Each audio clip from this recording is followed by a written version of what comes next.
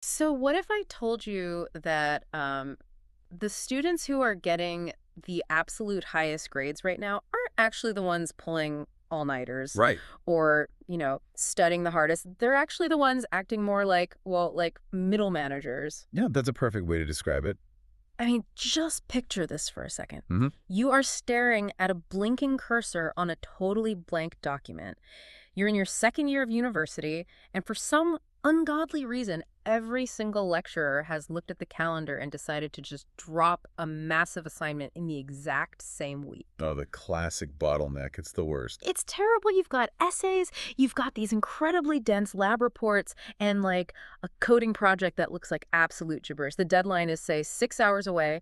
Your processing power is just completely shot. Yeah. And you just sit there, head in your hands, thinking, I really, really wish I had 10 extra brains right now. Which honestly is a feeling that definitely doesn't stop at graduation.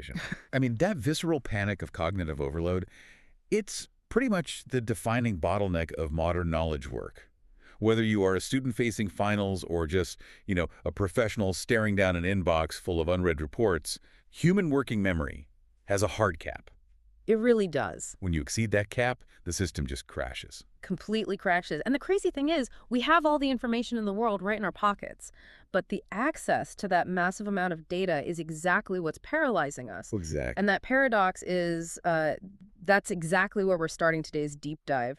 We are unpacking this really fascinating source case study about a student named Alex. Yeah, Alex's story is incredible. So Alex hits that exact wall of information overload we just talked about.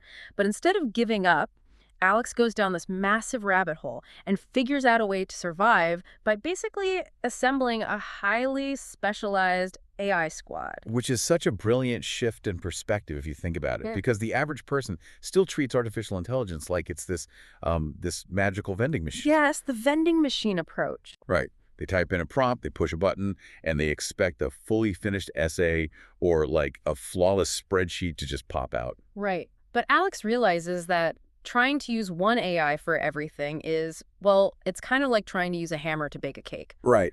The source outlines how Alex categorized different AIs based on their unique underlying architectures, like treating them almost like distinct personalities. Exactly. So it's essentially assembling an Avengers team of digital brains, where every member has a very specific superpower designed to solve a totally different phase of the learning process. And crucially, and I think this is so important, the goal wasn't to bypass the work. Right, it wasn't about cheating. No, not at all. If you read the methodology in the study closely, Alex is orchestrating these tools to actually make learning possible. When the sheer volume of data prevents you from even starting, you really need a way to clear the cognitive debris. Right. So to understand how this actually works in practice, I think we have to look at the very first lifeline Alex grabbed. Because before you can, say, synthesize research or write a brilliant paper, you have to actually understand the foundational concepts. Yeah, you can't skip step one. If you skip step one, you're just regurgitating words you don't even comprehend. The academic house just collapses without a foundation. Yeah. I mean, you literally cannot synthesize what you do not grasp. So enter the first member of the squad, ChatGPT. In the text, it's described as the patient tutor who never slept. Love that It's description. so accurate. The case study highlights this specific moment where Alex was totally lost on a physics topic and typed in that classic prompt, explain quantum entanglement like I'm 5. And, it sounds super elementary, but there's deep, deep cognitive science behind why that specific prompt is so incredibly effective. Oh, really? Tell me more about that. Well, university professors and honestly, even corporate trainers, they often suffer from what we call the curse of knowledge. The curse of knowledge. Yeah. They understand a topic so deeply that they've literally forgotten what it feels like to not know it. Right. They can't relate to the beginner anymore. Exactly. So they explain things using this high-level jargon, just assuming the listener has the necessary mental scaffolding to support those really complex ideas. Like they're handing you this heavy winter coat, but you don't even have a coat rack to hang it on. Oh, that is a brilliant way to visualize it. Yes. If you walk into a dense lecture totally cold, your brain spends the entire hour just trying to translate the vocabulary. Right. You're just stuck on the definitions. You're entirely consumed by the cognitive load of translation, which leaves basically zero bandwidth for actual comprehension. So by using ChatGPT as this pre-tutor to strip away the jargon, Alex was essentially building that mental coat rack. So when the professor started adding those heavy, advanced details the next morning, Alex's brain actually had a place to hang them. Exactly. So the AI isn't actually doing the learning for you, it's just translating the concept into a frequency your brain can actually tune into. Right, it's an accessibility tool, really. But okay, here's the limitation. Understanding a concept in isolation is one thing. Synthesizing a dozen different concepts into a coherent argument is an entirely different beast. Oh, completely. Once Alex understood the basics, there was this looming 10-page literature review. And ChatGPT's simple explanations, well, they weren't going to cut it for a complex academic paper. Which necessitates a total shift in the tool set. Mm. When you move from needing basic comprehension to needing deep structural analysis, you need an AI with a much larger context window. And a totally different underlying training focus. Yes, exactly. Which brings us to the second brain, Claude. Our sources describe Claude as the thoughtful friend who actually read everything carefully. Such a great label. Alex used it to juggle a dozen conflating academic voices for this 10-page paper. Claude was tasked with structuring arguments, suggesting counterpoints, and actually catching logical gaps in the reasoning. Right. The text specifically notes that interacting with Claude made Alex's writing feel drastically smarter. Because Claude really excels at what we call semantic relationships. Meaning what, exactly? Meaning it understands how different pieces of a very long text interact with one another. It isn't just answering a localized one-off question. It is actively evaluating the structural integrity of an entire argument. Wait, okay, I have to stop you there. I want to play devil's advocate for a second. Yeah, go for it.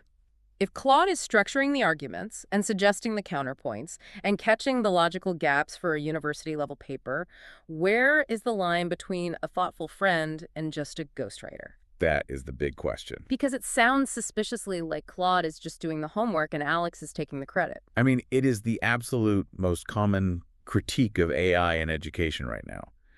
But the distinction really lies in the workflow itself. Okay, how so? The source text is very careful to point out that Claude made Alex's writing feel smarter without doing the actual thinking for them. We are talking about the difference between generation and reflection.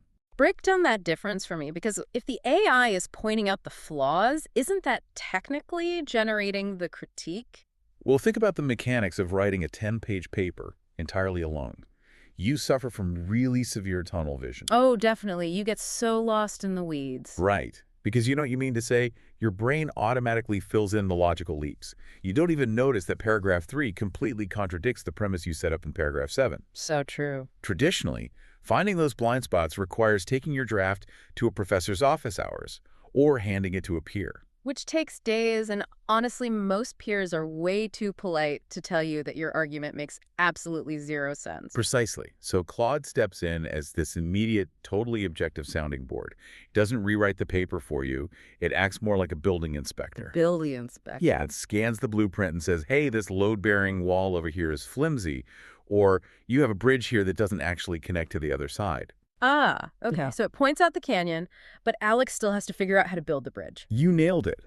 When Claude points out a logical gap, Alex still has to understand why it's a gap, return to the original source material, and figure out how to actually bridge it using their own words. Right. Asking an AI to write a literature review, well, that short-circuits critical thinking. But handing an AI your draft and asking, where does my argument fall apart? That actually forces you to elevate your own logic. So you remain the architect, and the AI is just stress testing your design. Exactly. That makes the workflow fundamentally collaborative, which is cool. But let's follow the progression of this assignment. Let's do it. You have the foundational concepts from your patient tutor, ChatGPT. You have a stress-tested, logically sound argument structure from your thoughtful friend, Claude. Yeah. But a beautifully structured opinion is still just an opinion. In academia, and honestly in the corporate world too, you need raw materials. You need the data. You need facts, hard proof, and most importantly, you need citations. And frankly, Claude and ChatGPT are completely notorious for confidently hallucinating fake sources. Oh, absolutely. Because they're language models, not databases. Right. They're designed to predict the next most logical word. Which means if a fake book title sounds highly plausible, they will just generate it and present it as fact. Relying on them for strict factual retrieval is just a recipe for disaster. Which is exactly why Alex hit another wall here. The case study notes the sheer exhaustion of spending hours just scrolling through sketchy websites and paywall journals, trying to find usable, verifiable information to plug into that beautiful structure. It's incredibly tedious work. Right, and that necessitates the heavy lifter of the squad, Perplexity. Alex actually told a roommate that this specific tool was basically a research assistant that works for free. And that's because Perplexity represents a fundamentally different architecture called retrieval augmented generation. Okay, Arad, how does that differ from the others? Instead of relying on what it, memorized during its initial training, it actively searches the live web, reads the current documents, and then synthesizes an answer based only on those retrieved documents. So it doesn't just give you an answer, it actually proves its work with footnotes. Exactly. Which is huge. I mean, if you've ever spent 3 hours hunting for a specific PDF just to prove a single metric for a Monday morning meeting, you know exactly why Alex needed this. It completely changes the friction point of modern research. Because the internet obviously democratized access to information, but in doing so, it created this massive verification bottleneck. Yeah, totally. Yeah. Verifying the credibility of a source often takes significantly longer than actually reading the source itself. It's literally like trying to find a needle in a haystack, but Perplexity just comes in, burns the hay, and hands you the needle. That is exactly what it does. And think about what that does to your cognitive bandwidth. Right. If you have 4 hours to study, and you spend 3 of them just hunting for the right peer-reviewed papers, you only have 1 single hour left to actually analyze them. Wow, yeah. By automating the retrieval process, Alex flipped the ratio. 3 minutes to find the right PDFs, and 3 hours and 57 minutes to engage in deep analytical reading. That is a really profound reallocation of intellectual labor. So the squad is really humming now. Concepts, structure, verified research.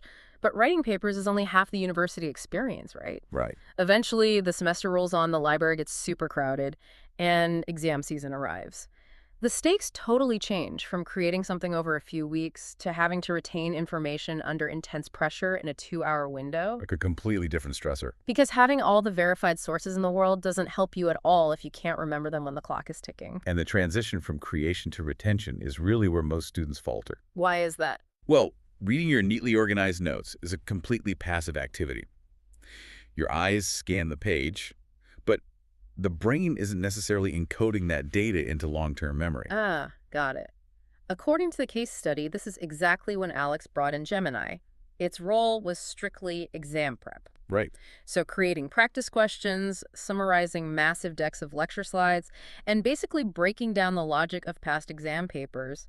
The source highlights that Gemini was incredible at explaining things in different ways until something finally clicked. Which is so important because it addresses one of the biggest hurdles in learning, the affective filter. The affective filter. Okay, what is that? In cognitive psychology, the affective filter is essentially an emotional barrier that completely prevents learning. Oh, like a mental block. Exactly. When you are anxious, stressed, or just feeling totally inadequate, like when you're staring at a lecture slide you don't understand 2 days before a final, your brain goes into a threat response. Yeah. The filter goes up, and your ability to absorb new information basically plummets to near zero. So you just sit there rereading the exact same paragraph 6 times, and it's just words washing over you. You feel stuck, and that panic just reinforces the barrier. Exactly. Now think about traditional tutoring. Even the absolute most patient human tutor eventually gets frustrated if they have to explain the same economic theory to you 6 times in completely different ways. Right. They start sighing, checking their watch. Yes, and you pick up on their frustration, your embarrassment spikes, and boom, the affective filter slams shut. But Gemini doesn't get tired. It literally doesn't sigh or check its watch. No, it doesn't. And that provides profound psychological relief. When Alex didn't understand a concept, the AI just dynamically adjusted its strategy. So it tries a new angle. Right. You might try a historical comparison, then pivot to a sports analogy, and then try a cooking metaphor. This relentless, totally judgment-free re-explaining keeps the student in a state of active engagement. You're actually wrestling with the material. Yes. Forcing your brain to actively recall and connect ideas, rather than passively hoping the text just magically absorbs into your brain via osmosis. That dynamic adjustment totally shifts you from a passive reader to an active participant. Okay, so we've conquered essays. We've conquered the massive anxiety of final exams. It's a pretty good semester so far. Yeah, but the case study details one more massive hurdle.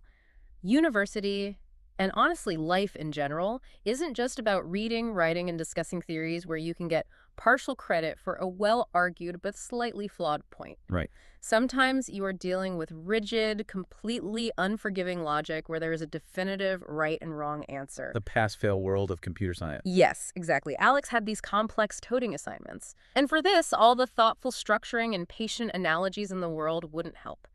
The squad needed a total reality check. Yep. So enter the final member of the team, Grok.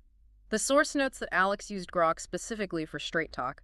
When the code was broken, Grok didn't sugarcoat anything at all. Just give it to them straight. Exactly. It pointed out exactly where the bugs were and how to fix them. But the text includes a really fascinating detail. Grok did this with a noticeable dose of humor. Which is such an interesting divergence from the highly polished, almost overly polite personas of the other tools we've discussed. Right, and I'm really stuck on this idea of the tool's attitude.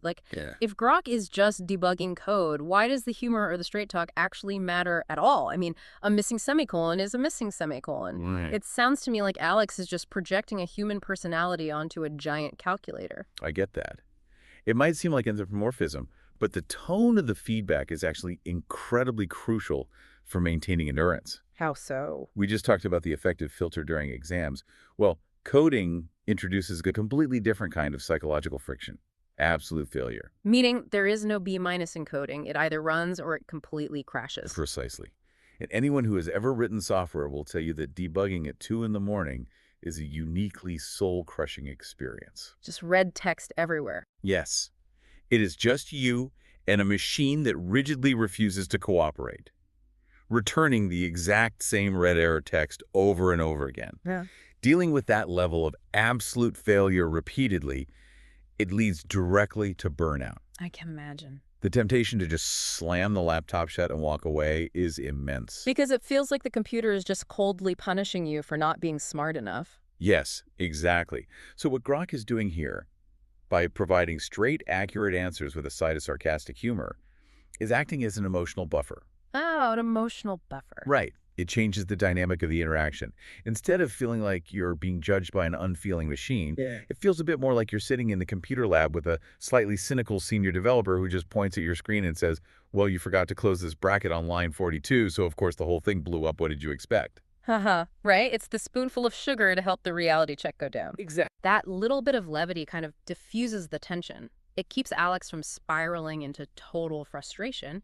And most importantly, keeps them sitting at the desk, actively engaged with the problem. Because learning is just as much an emotional process as it is a cognitive one.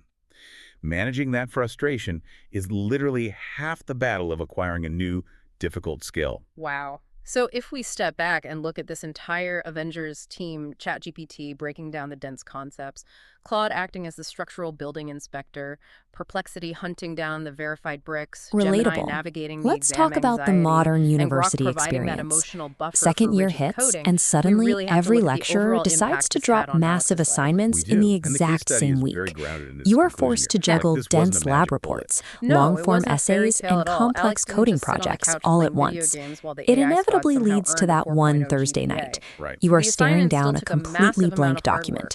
The But the deadline is core exactly takeaway, the 6 real hours aha away, moment of the and source you have material is zero that momentum the to type drowning the first feeling was word. finally In gone. that specific Alex moment actually of learned how to sheer work panic, smarter the instead of just harder. instinctual wish Which is the always the ultimate lesson same. for anyone You just grappling want to with somehow information plug overload 10 today. extra brains These into your head tools, to when you process use the them workload. correctly, The they are not standard response to shortcuts this to avoid pressure learning. is searching for a If you use shortcut, them as a an bypass, automated way you to just end generate up the with work and bland, bypass the hallucinated struggle. work But and there is a more absolutely zero strategic way actual to navigate the skills. overwhelm. Nothing. Surviving this environment But relies for on Alex, consciously they were the assembling a exact personalized mechanisms that made learning ecosystem of possible. When the specialized sheer AI volume minds. of the university These tools system allow you to basically break the threatened to shut workload down into the manageable process parts entirely. rather than So fighting the the AI entire didn't mountain replace at once. Alex's brain. The No, first it bottleneck of augmented any it. major It cleared away assignment is all the simply administrative understanding debris, what you are the even jargon looking at. translation, the You formatting cannot checks, draft a the single endless sentence hours of until you hunting for clear the PDFs, hurdle of basic so that the comprehension. actual This is deep where you bring in cognitive work of ChatGPT. synthesis and Think understanding of it as a could patient tutor finally that take never place. sleeps. Which is an You incredibly feed it dense empowering academic blueprint for the theories, modern and it world. I mean, if you translates were them listening into to this simple right now, analogies, Alex's story like isn't just explaining about quantum surviving entanglement to sophomore a year. 5-year-old. It is highly applicable Once you to your grasp the life. concept, Maybe you have to you back are it up with prepping for a research. boardroom Relying on presentation, and you have standard to language digest models for this 50 phase is an pages of academic market risk research by tomorrow because they can morning. readily Or hallucinate maybe you're trying facts to or teach generate yourself a unsourced complex new claims. hobby To like solve that, video Perplexity editing, becomes your or you're dedicated just trying research to assistant. survive your own It personal acts as a pileup data of filter, daily deadlines. bypassing takeaway sketchy is recognizing websites, that you no blocking out longer have to unreliable process data, that raw and data extracting pipeline verifiable all by literature yourself. with You have a actual team. citations attached to every You claim. can delegate the Translating conceptual breakdown, complex the theory and retrieval, securing and the stress reliable testing. citations Exactly. ensures the Which rest leads of to your a final assignment thought I want you stands to on mull over factual as we ground. wrap up this deep Without dive. these steps, your We have entire spent this whole workflow time rests on a looking at weak how Alex foundation. utilized Moving these into the distinct drafting AI phase requires personalities realizing to that manage writing a a completely long-form academic overwhelming paper isn't workload. just about typing. For It's a decades, the puzzle most of valuable organizing skill a person structural could have logic. was the For ability to this, just Claude memorize is and the recall perfect tool. information. Staring down a long literature review, Right. Claude But if acts we as a now live in a structural world where editor, digital pulling assistants can broad act as our arguments patient into a tutors, our cohesive, tireless linear researchers, our framework. thoughtful It sounding actively boards, audits your and our logic to catch sarcastic missing debuggers, arguments, suggesting well, specific paradigm counterpoints has to shifted. fill those Completely structural flipped. gaps. Maybe the But if your ultimate skill of assignment the is in future computer isn't science, memorizing a the answers structural editor anymore. won't help. Think of it Vague less advice like will being the not person who resolve actually hard swings the syntactical errors hammer, at 2 in the and morning. more like being a That is where general you deploy contractor Grok. building a house. It delivers That is a straight talk for fascinating coding shift in assignments, roles. Right. giving you a Because blunt the AI can identification pour of the concrete, exactly where it the can run bugs the are hiding, wiring, and it and can the precise inspect the syntax needed load-bearing to execute walls. the program. But if the Using human specialized contractor models doesn't to map understand the document architectural logic and isolate blueprint, code errors if you clears don't the know technical how all friction. those specialized It allows tools you are to actually focus on supposed to come high-level together to synthesis build something instead of getting structurally stuck in sound, mechanical the whole details. project just collapses. Eventually, you Oversight hit is the everything. unavoidable The hurdle most of the important skill semester, you can learn the closed today book is exam. how to be This the is the ultimate environment where all manager of this external tools are artificial stripped away, intelligence. and you only Because have if you your don't learn retained how to knowledge to manage the rely on. squad, you're going to To find prepare yourself for this, right back where Gemini we started, transitions from a workflow staring tool at a into a blinking study cursor, coach. completely You use it to paralyzed by the synthesize sheer hundreds of volume of it disparate all. lecture slides